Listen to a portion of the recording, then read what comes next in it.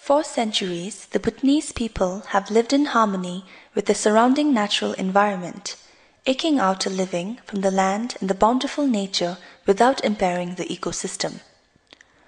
This way of life has influenced Bhutan's development policies and programs right from the advent of modern development, which started with the launch of the first five-year plan in 1961.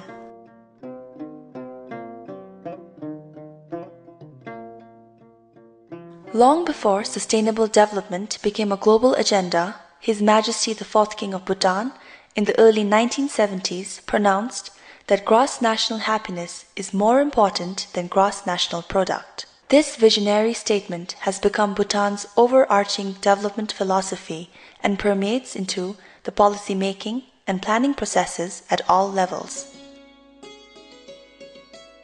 This philosophy stems from the Bhutanese belief that there is more to life than just material development. It advocates that true development takes place when spiritual, social, environmental, and economic well-being of the people occur side by side and in ways that are mutually reinforcing.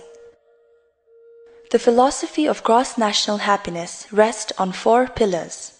The first pillar is equitable socio-economic development, ensuring equity between individuals and communities as well as regions to promote social harmony, stability, and unity, and to contribute to development of a just and compassionate society.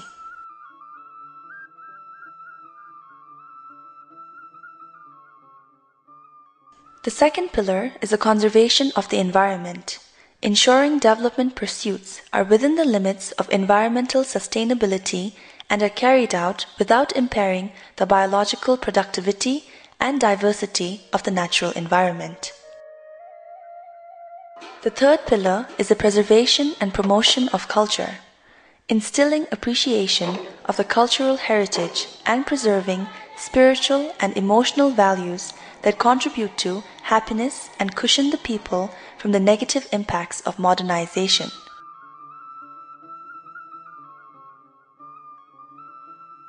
The fourth pillar is good governance, developing the country's institutions, human resources, and systems of governance, and enlarging opportunities for people at all levels to fully participate and effectively make development choices that are true to the circumstances and needs of their families, communities, and the nation as a whole.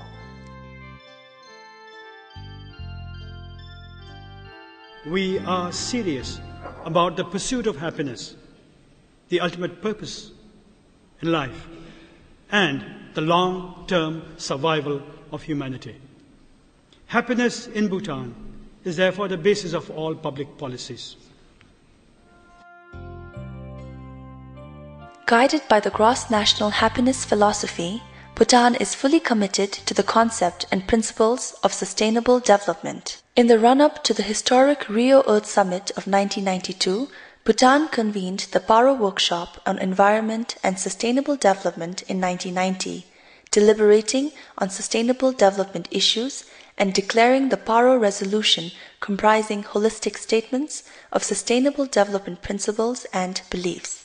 10 years after the Rio Summit of 1992, Bhutan undertook a national assessment of Agenda 21, which revealed that the country had made significant progress in various aspects of sustainable development, particularly in the areas of institutional development, policies and legislations, and sustainable financing. Bhutan's constitution enshrines environmental conservation as a national duty and mandates the maintenance of a minimum of 60% forest cover for all times. At the 15th session of the Conference of Parties of the Climate Change Convention at Copenhagen in December 2009, Bhutan declared to remain carbon neutral.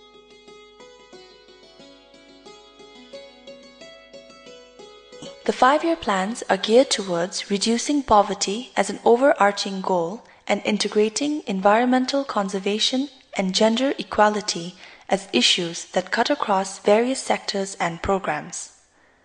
To this end, environmental and gender mainstreaming guidelines have been developed and are being disseminated through training workshops at various levels of government institutions. Policy screening tools involving a broad range of social, spiritual, economic, environmental, and governance parameters are in place to select policies that are contributing to gross national happiness whilst rejecting those that will adversely impact it. Surveys on gross national happiness are regularly conducted to assess public opinion, improve the various tools, and aid decision-making. A major instrument for pursuing sustainable development will be the country's new economic development policy, which was launched in 2010.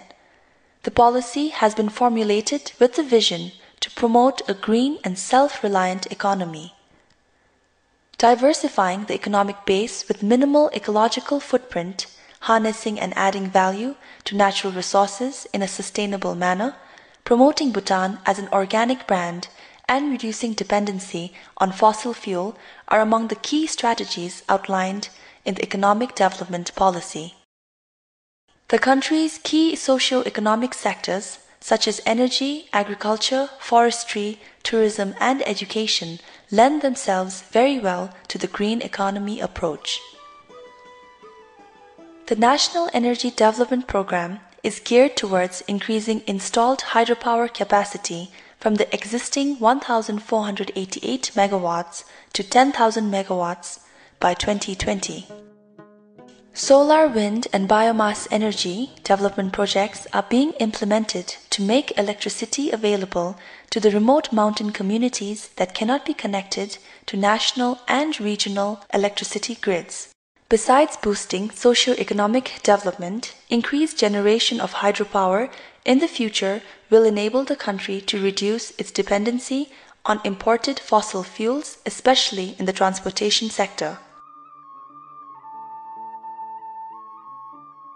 Limited use of pesticides and chemical fertilizers, and in some areas their complete absence, provides the country with huge prospects for organic farming. A national organic farming framework is in place and organic farming enterprises are being promoted with farmers training development of viable farming methods and marketing support from the government. More than 70% of the country is forested. Some 340 community forests integrating forest conservation and socio-economic development goals have been established across the country. Community forests present opportunities for local communities to generate cash income through sale of wood and non-wood forest products based on sustainable harvesting plans.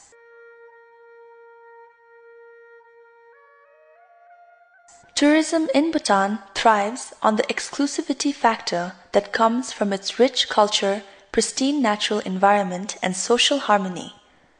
In 2011, 64,028 high-end tourists visited the country, 8.5 times more than 7,559 tourists in 2000. To ensure that tourism is sustainable and within the limits of the country's social and physical infrastructure, Bhutan has pursued a policy of high-value, low-volume tourism right since 1974 when it first opened its door to tourists. Bhutan aspires to become a knowledge-based economy with an educational system that integrates sustainable development, concept, and principles. To this end, the country has embarked on Educating for Gross National Happiness, a national initiative to align and infuse the educational system with gross national happiness values and practices.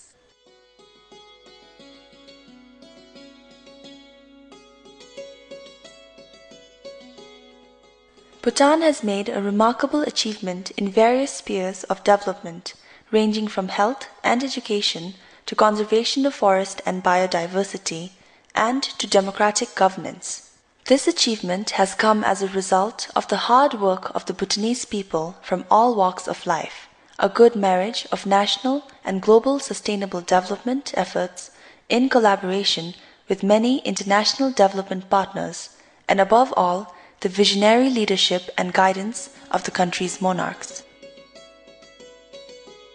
While Bhutan has many reasons to smile at what has been achieved in the past years, it has also reasons to worry about the future.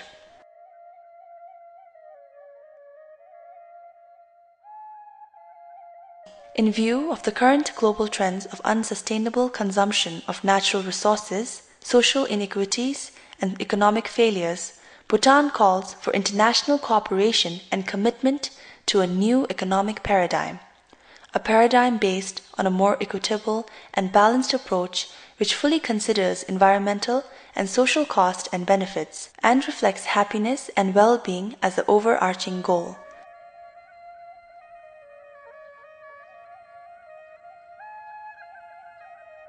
We can no longer delay our departure from what is not sustainable and will or could end life on earth. Just as the dark future will be of our own making, it is within the genius of mankind to make it bright and hopeful. What is needed is the will to do so.